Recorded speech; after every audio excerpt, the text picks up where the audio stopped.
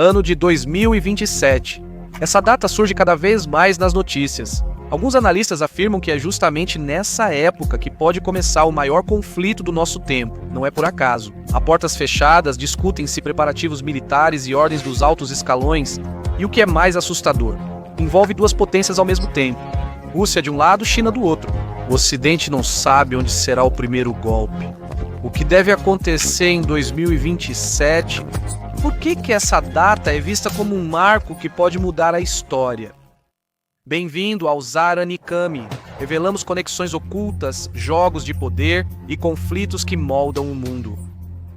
Porque todos comentam sobre 2027 há alguns anos, marcam a história antes mesmo de chegarem. O ano de 2027 é um deles. Ele aparece em relatórios analíticos, em discursos políticos e também em conversas que acontecem a portas fechadas. Ninguém declarou oficialmente como o ano da guerra, mas uma sombra ainda paira sobre ele. Como se fosse um ponto de ruptura temido por todos. O que vai acontecer?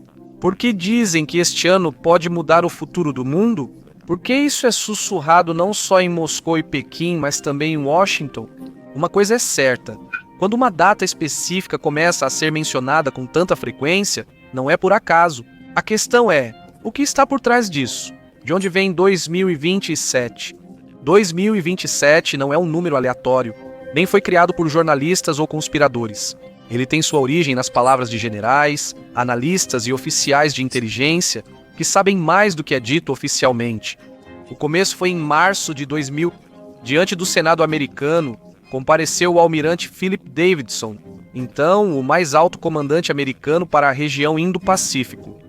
Era o homem responsável por toda a região do Havaí até a Índia, e também Taiwan.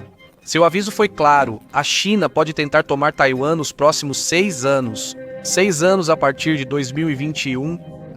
Somando, chegamos a 2027, suas palavras permanecem.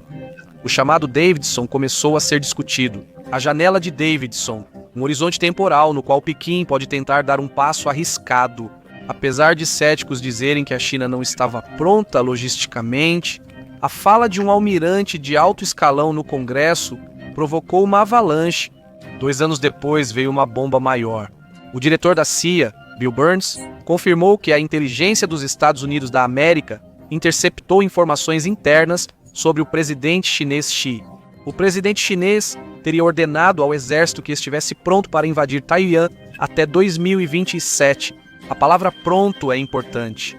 Isso não quer dizer que o ataque deve ocorrer, mas que as capacidades militares precisam estar prontas até lá. O que ele quis dizer com isso? A marinha chinesa, atualmente a maior do mundo, precisa de navios para transportar dezenas de milhares de soldados pelo Estreito de Taiwan. A Força Aérea deve controlar o espaço aéreo para neutralizar caças e baterias de mísseis de Taiwan. O exército enfrenta grande logística com combustível, munição e suprimentos para manter combates em uma ilha do tamanho da Eslováquia, mas com população densa e terreno difícil. Os analistas também apontam outros motivos pelos quais Pequim escolheu esse horizonte. Até 2030, a economia chinesa enfrentará envelhecimento populacional e crescimento mais lento. Quanto mais tarde, mais fracas serão as cartas que terá nas mãos. Políticos. Xi Jinping consolidou o poder e já governa pelo 3º mandato. Na segunda metade da década, ele pode buscar um triunfo histórico, equiparando-se a Mao Tse-tung. Militares, modernização do exército chinês, novos porta-aviões, mísseis hipersônicos e sistemas de satélites. Tudo deve estar totalmente operacional por volta de 2027. A China exibiu muitas dessas armas pela primeira vez em um grande desfile no 80, o aniversário do fim da Segunda Guerra Mundial. Para uma análise detalhada desses sistemas, confira um vídeo separado no nosso canal. Por isso este ano virou símbolo, não porque a guerra certamente começaria naquele momento, mas porque será o primeiro momento em que a China será capaz de conduzi-la. Aqui surge uma pergunta preocupante. Se uma janela dessa se abrir no Pacífico, o que isso significará para a Europa? O que a Rússia fará ao notar os Estados Unidos de mãos atadas? Por que 2027 pode ser atraente para Moscou? A Rússia observa 2027 possivelmente com mais atenção que o Ocidente. Não por preocupação com Taiwan, mas por saber o dilema que essa data pode trazer aos Estados Unidos. Washington afirma há tempos que se houver guerras simultâneas na Europa e no Pacífico, o Pacífico será prioridade. Ou seja, se a China atacar Taiwan, os Estados Unidos da América terão que focar na Ásia e a ajuda à Europa seria limitada. Essa é a situação de que o Kremlin precisa. Os estrategistas de Putin olham para o mapa. No nordeste da OTAN há um ponto fraco. Um corredor estreito entre a Polônia e a Lituânia, conhecido como Corredor de Suwałki, que analisamos em detalhes em um vídeo separado no nosso canal. Se a Rússia ocupasse essa área, isolaria os 3 estados bálticos da aliança. E são exatamente essas oportunidades que podem surgir se os Estados Unidos estiverem focados em Taiwan. Isso não é só teoria. A Rússia já simula esse cenário há anos em exercícios militares em Kaliningrado. Aumentam soldados, reforçam depósitos de munição e testam mísseis que alcançam Varsóvia ou Berlim. Com o aumento da produção de armas, tanques, mísseis e drones, fica claro que Moscou se prepara para um conflito prolongado com o Ocidente. Para Putin, o essencial é o timing. Se atacasse cedo, arriscaria os Estados Unidos da América agirem livremente e a OTAN responder de imediato. Mas se ele esperar que Washington entre em guerra no Pacífico, a situação muda. De repente, a Europa enfrenta sozinha o exército russo, sonho discutido no Kremlin há anos. A história mostra que esses cálculos não são novidade. Em 1941, Hitler atacou a União Soviética quando Stalin achava que ainda tinha tempo. Lutar em várias frentes já foi um erro fatal para grandes potências. A dúvida é se hoje tentarão fazer disso uma armadilha fatal para o Ocidente. Portanto, o ano de 2027 não representa risco apenas para Taiwan. Também pode ser o momento em que Moscou conclua que chegou a hora de atacar a Europa. Como seria um ataque chinês a Taiwan? Se a China realmente agisse, o ataque a Taiwan não começaria com soldados desembarcando nas praias. Os primeiros golpes seriam silenciosos e invisíveis, começando com ataques cibernéticos. O alvo seriam as redes de distribuição de energia elétrica, o sistema bancário e as redes de comunicação. Taiwan pode enfrentar um apagão informativo rapidamente. Ao mesmo tempo, dezenas ou centenas de mísseis balísticos seriam lançados. A missão delas era desativar aeroportos, radares e depósitos de combustível, não destruir cidades. Sem eles, a Força Aérea de Taiwan resistiria pouco tempo antes da Marinha agir. A China foi o país que mais construiu navios de guerra nos últimos anos. Ela tem porta-aviões, contra-torpedeiros e submarinos. O principal seriam os navios de desembarque, que transportariam milhares de soldados pelo estreito de cerca de 130 quilômetros. Essa é uma distância que pode ser percorrida em algumas horas, mas somente se o inimigo não conseguir responder de forma eficaz. No entanto, Taiwan está preparado, possui extensas fortificações costeiras, sistemas de mísseis móveis e um exército determinado. Analistas militares dizem que os primeiros dias da invasão seriam brutais e decisivos. Se Taiwan resistisse, a ajuda americana poderia realmente chegar. Taiwan fez mais do que uma simples invasão. Parte do plano poderia incluir o cerco da ilha, um bloqueio naval que interromperia a importação de alimentos e combustível. Taiwan depende do transporte marítimo e cada dia de bloqueio aumenta a pressão sobre a população. O Exército de Libertação Popular da China apostaria em sua grande superioridade numérica, mas isso não basta. Levar e abastecer milhares de soldados por mar é uma das operações militares mais difíceis. Submarinos americanos e japoneses poderiam estar à espreita sob a superfície. Drones e mísseis de Taiwan poderiam atingir navios de desembarque antes de chegarem à costa. Por isso, muitos especialistas acham que a China não vai arriscar invadir agora. Em vez disso, vai apostar numa combinação de ataques cibernéticos, ataques massivos de mísseis e bloqueio para isolar Taiwan e quebrar sua determinação. E só então, se a situação evoluir a seu favor, poderiam ocorrer desembarques de tropas.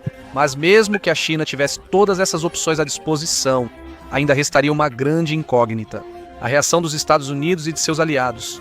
Isso pode definir se 2027 será lembrado como o início da Terceira Guerra Mundial. Como o Ocidente reagiria? Se a China atacasse, o mundo enfrentaria a maior crise desde a Guerra Fria. A questão é: os Estados Unidos da América interviriam ou deixariam Taiwan por conta própria? Há uma resposta oficial. Os presidentes americanos seguiram por décadas a política de ambiguidade estratégica. Nunca disseram sim ou não claramente, mas nos últimos anos a retórica mudou.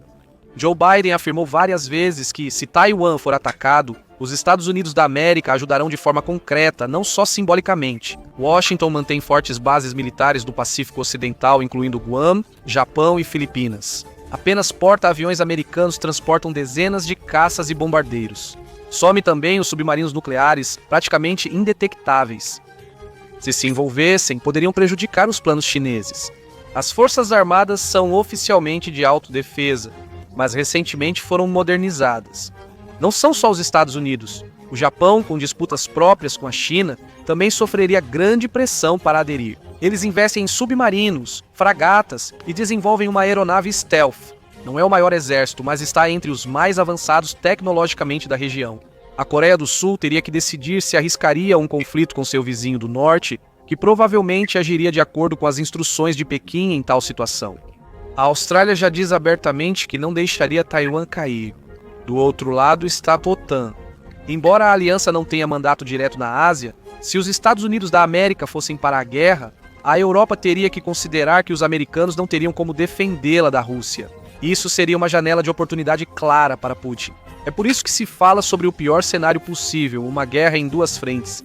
O Ocidente estaria dividido entre o Pacífico e a Europa, enquanto Moscou e Pequim avançariam de forma coordenada. Mesmo sem aliança formal, um simples acordo bastava. Se um atacasse, o outro aproveitaria a oportunidade. Por isso, Washington já treina ações conjuntas com aliados na Ásia e a OTAN reforça o flanco leste. E é por isso que o ano de 2027 não é visto apenas como um simples marco, mas como o momento em que pode ser decidido o destino de todo o Ocidente. Ainda não terminamos. Se gostou do vídeo, elogie para ajudar a alcançar mais pessoas. E se você quiser apoiar meu trabalho, pode fazer isso com uma pequena contribuição como forma de agradecimento. Obrigado, vamos continuar. Guerra em duas frentes. O pior cenário que os estrategistas do Pentágono e de Bruxelas conseguem imaginar tem um nome. Guerra em duas frentes. É um pesadelo que mudaria todas as regras. Vamos imaginar que no Pacífico começa uma invasão chinesa a Taiwan. Todos os olhos estão voltados para os porta-aviões, para os mísseis voando sobre o estreito, para as declarações contundentes de Pequim. Estados Unidos da América deslocam rapidamente frotas, aviões e satélites, tornando a guerra na Ásia a prioridade máxima. Os americanos já possuem grandes capacidades aqui. Em Guam, há a base aérea Andersen, de onde os bombardeiros podem decolar. B-1 e B-52 que transportam dezenas de mísseis de cruzeiro. Mais de 25 mil soldados americanos estão baseados na ilha japonesa de Okinawa. No Pacífico Ocidental, atuam pelo menos 2 grupos de porta-aviões, cada um com dezenas de caças. Sob a superfície, submarinos nucleares classe Virginia patrulham silenciosamente, capazes de destruir alvos no interior da China. Washington também tem compromissos com a Europa, do outro lado do mundo. Na Alemanha, há cerca de 35 mil soldados americanos, e na Itália, outros 12 mil Bausensots. No flanco leste da OTAN, reforços foram adicionados após 2022. Na Polônia, hoje há mais de 10 mil americanos. Na Romênia e nos países bálticos, unidades menores, mas importantes. No entanto, essas forças são primariamente defensivas, não ofensivas. Elas têm a função de conter a Rússia até a chegada de grandes reforços externos. E esse é o problema. Se uma guerra em duas frentes começasse em 2027, esses reforços talvez não chegassem. O exército americano não pode ser totalmente mobilizado simultaneamente no Pacífico e na Europa. Esse é um dilema do qual tanto os generais quanto os políticos estão cientes. A Rússia observa essa fraqueza com lógica fria. Se os Estados Unidos da América mandassem a maioria das forças para a Ásia, a Europa ficaria sozinha.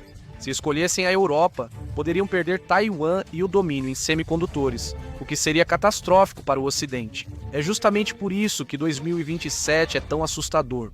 Não porque sabemos que a guerra de fato vai começar, mas pela primeira vez, o que era só teoria pode realmente se tornar possível.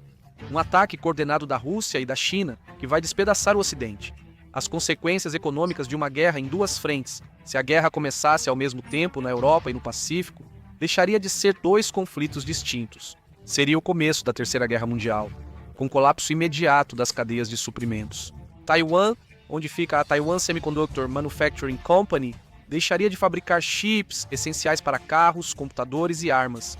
A Europa perderia energia e matérias-primas do leste e os preços do gás e do petróleo disparariam. Mas isso seria só o começo. Rotas marítimas pelo Pacífico e Canal de Suez seriam ameaçadas por zonas de guerra, levando ao colapso do comércio global. O resultado não seria apenas inflação, mas uma crise econômica completa. Fábricas parariam, portos ficariam vazios e o desemprego aumentaria mais rápido que na Grande Depressão dos anos 30. A economia de guerra afetaria todos. Os estados teriam que implementar um sistema de racionamento, mobilizar a produção para o exército e fechar as fronteiras para bens civis. O que hoje consideramos garantido, comércio livre, eletrônicos baratos, globalização, acabaria de um dia para o outro. A história mostra que cada guerra mundial mudou a ordem econômica, mas desta vez seria um golpe para um mundo interligado onde não existe país neutro. Todos os estados, economias e pessoas sentiriam as consequências em dias, não anos. Conclusão, ano de 2027, data citada por generais, relatórios de inteligência e discursos políticos. Não é profecia. Esse é o limite dos preparativos em Pequim e possivelmente dos cálculos em Moscou.